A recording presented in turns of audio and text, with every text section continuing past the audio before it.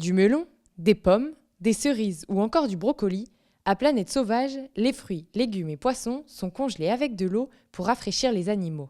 L'idée, c'est de glisser dans ces glaçons des aliments qui les intéressent, qu'on adapte aussi en fonction de leur alimentation. Donc pour les loutres, par exemple, on a mis quelques petits morceaux de poussins et de poissons. Pour les tapirs, ça peut être des morceaux de fruits et de légumes. Pareil pour les ours. On peut en faire pour les loups aussi, avec un peu de viandox, de morceaux de viande, etc. Sur les 85 hectares du parc, 1 millier d'animaux y vivent. Mais compliqué de garder des zones d'ombre pour tous, surtout si certains mangent les arbres.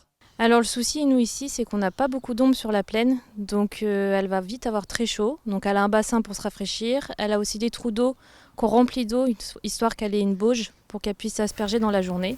Et on va également lui permettre de se rafraîchir avec les glaçons comme on vient de donner. Et les animaux ne sont pas tous égaux face à la chaleur. Les moins chanceux, l'ours, le loup et le lion. Mais d'autres espèces sont plus aptes à résister. Les animaux en parc zoologique sont nés sous les latitudes européennes, mais ont des aptitudes quand même à s'adapter à des chaleurs supérieures. Ici, par exemple, on va avoir des antilopes qui sont à l'origine au Sahara, donc elles ont morphologiquement des aptitudes à s'adapter. La température devrait redescendre dans les prochains jours et redonner aux animaux une pointe de fraîcheur.